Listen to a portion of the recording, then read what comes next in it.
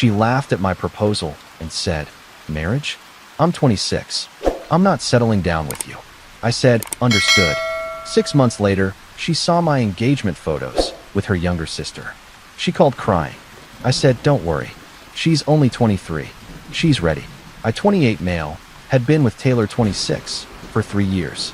We met in Chicago at a rooftop bar where I'd gone with colleagues after a particularly brutal work week. She was celebrating a friend's promotion, and we ended up talking by the railing overlooking the city lights.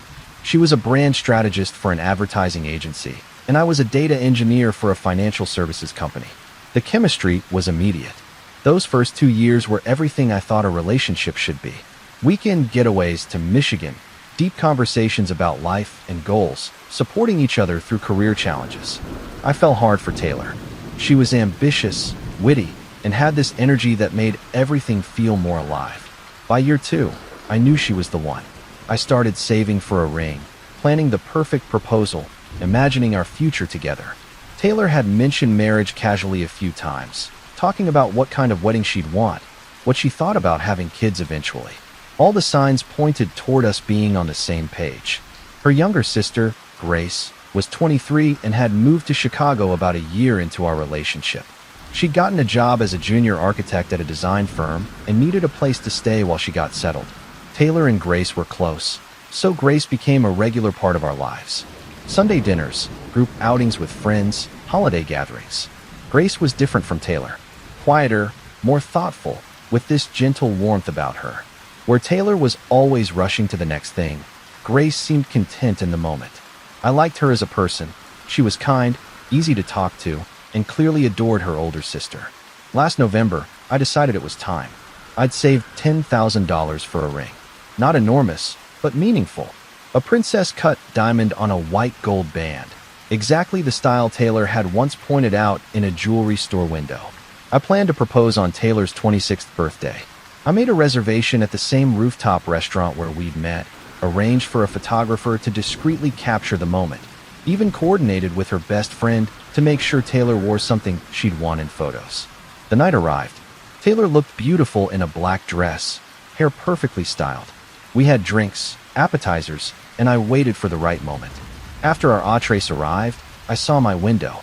I got down on one knee right there on the rooftop, pulled out the ring box, started my speech about how she'd changed my life, how I wanted to spend forever with her. Taylor's face changed, not to joy or surprise, but to something closer to horror. "What are you doing?" she said. "I'm proposing. Taylor, will you marry me?" She laughed, actually laughed, nervous at first, then almost incredulous. "Are you serious right now?" "Yes. I love you. I want to marry you." "Jake, I'm 26. I'm not settling down. Especially not with you." The words hit like a physical blow. "Especially not with you." What does that mean? It means marriage is for people who figured their lives out. I'm still building my career, still experiencing life. I'm not ready to lock myself down. We've been together 3 years. We've talked about this. Talked about it hypothetically, not seriously. And honestly, even if I was ready, I don't know if you'd be the one. People around us were staring. The photographer I'd hired was frozen, camera lowered, clearly uncomfortable. I closed the ring box, stood up. "Understood." "Jake, no, I get it. You're not ready. You don't see a future with me. That's clear. Don't be dramatic." "I'm not being dramatic. I'm being realistic. You just rejected my proposal in front of 50 people and said I'm not the one." "I didn't say that exactly. You said especially not with you." That's pretty definitive. I pulled out my wallet, dropped $300 on the table to cover dinner and tip, and walked out. Taylor followed, trying to explain, trying to soften what she'd said, but I wasn't listening. "I need some time," I said when we got outside. "I need to think about what this means for us. We can still be together. I just don't want to get married right now." "You don't want to get married to me. There's a difference." I took an Uber home alone. Taylor texted me throughout the night. I didn't respond. The next few days were a blur. I took time off work, sat in my apartment trying to process what had happened. 3 years of my life with someone who laughed at the idea of marrying me. Grace texted me 4 days after the proposal. "Hey, I heard what happened. I'm really sorry. Are you okay? Been better. Want to grab coffee? Sometimes it helps to talk." I almost said no, but sitting alone in my apartment wasn't helping, so I agreed. We met at a coffee shop in Lincoln Park. Grace looked genuinely concerned, which somehow made it worse. Her sister had humiliated me, and here she was trying to console me. Taylor told me her version, Grace said, but I want to hear yours. I told her everything. The planning, the proposal, the rejection, the specific words Taylor used. Grace winced. The especially not with you part? Yeah, that's harsh. Even for Taylor. Did she tell you that part? No. She made it sound like she just wasn't ready for marriage in general. Not that it was about you specifically. Of course she did. We talked for 2 hours. About the relationship, about my feelings, about what came next. Grace was a good listener. She didn't defend Taylor, didn't make excuses, just let me process. Can I tell you something? Grace said as we were leaving. Sure. Taylor's making a mistake. You're a great guy. Thoughtful, kind, successful. Any woman would be lucky to marry you. Apparently not her. Her loss. Over the next few weeks, Taylor and I tried to continue the relationship, but it was broken. The proposal hung between us like a ghost. She wanted to pretend it never happened. I couldn't pretend anything anymore. We broke up in early December. Mutual, on paper. But really, it was me finally accepting that she'd checked out long before I proposed. Grace texted me after she heard. I'm sorry things didn't work out. You deserve better. Thanks. That means a lot. I mean it. Taylor doesn't know what she's giving up. We started texting more frequently, just as friends at first. Checking in, sharing memes, talking about our days. It felt easy, natural, different from how things had been with Taylor. In January, Grace invited me to an architecture exhibition her firm was showcasing. I know it might be weird since Taylor and I are sisters, but I'd really like you to come. As a friend. I went, and it wasn't weird. It was actually great. Grace was passionate about her work, explaining the designs with this enthusiasm that was contagious. Afterward, we grabbed dinner. Then we went for a walk along the lakefront despite the cold. This is nice, she said. Just talking. No pressure. Yeah, it really is. Can I be honest about something? Always. I've had a crush on you since we met. I never said anything because you were with Taylor, and I'd never do that to her. But now that you're not together, I just wanted you to know. I stopped walking. Seriously? Seriously. You're exactly the kind of person I've always wanted to be with. And watching Taylor take you for granted for 3 years was torture. Grace, I'm not asking for anything. I just wanted you to know. If you're interested, I'm interested. If you're not, we can stay friends. I looked at her standing there, vulnerable and honest in a way Taylor had never been. I'm interested, I said. We started dating officially in February. Took it slow at first, both aware of how complicated it was. But the more time we spent together, the more right it felt. Grace was everything I didn't know I needed. She listened. She made plans and kept them. She talked about the future without fear. And she actually wanted the things I wanted: commitment, partnership, building a life together. By April, I knew. This was it. The real thing. I bought another ring. This time, I spent $12,000. A cushion-cut diamond on a rose gold band. Grace had mentioned once that she loved vintage-inspired jewelry. In early May, I took Grace to a botanical garden in the suburbs. We walked through the spring flowers, and I found a quiet spot by a fountain. I got down on one knee. Grace, you've shown me what it means to be with someone who actually wants a future with me. Will you marry me? She started crying immediately. Yes, absolutely yes. The ring fit perfectly. We kissed, and in that moment, I felt more certain than I'd ever felt about anything. We took engagement photos the next week. Professional shots at the lakefront, casual ones at our favorite coffee shop, romantic ones at the botanical garden where I proposed. They were beautiful. We were beautiful together. I posted them on social media on a Saturday morning. Simple caption, she said yes. I can't wait to marry my best friend. Within an hour, my phone started ringing. Taylor. I ignored it. She called 4 more times. I ignored those too. Then came the texts. What the hell? You're engaged to my sister? How could you do this to me? This is so messed up. Call me. Now. I didn't respond. Grace saw the messages and sighed. I should call her. Are you sure?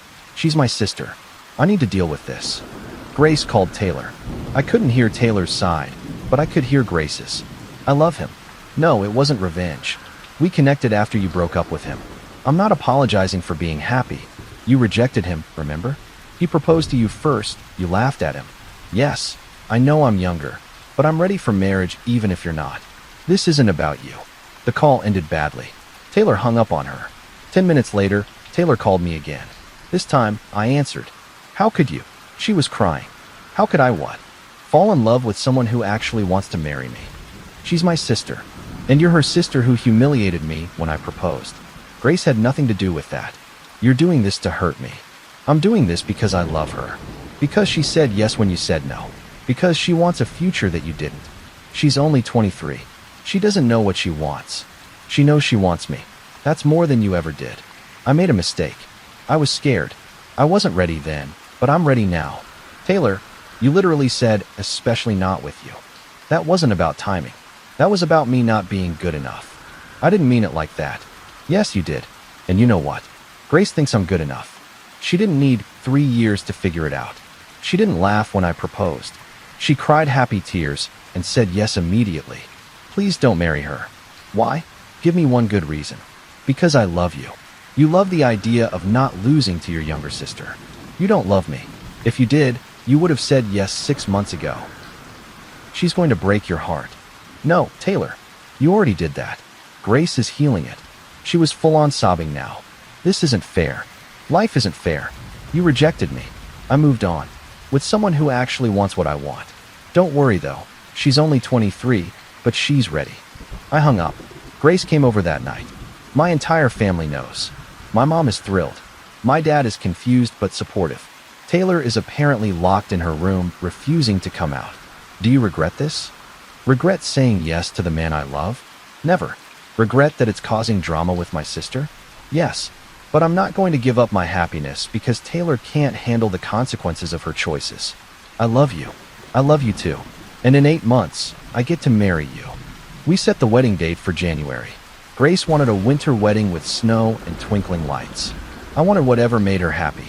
Taylor tried several more times to reach out. To me, to Grace's parents.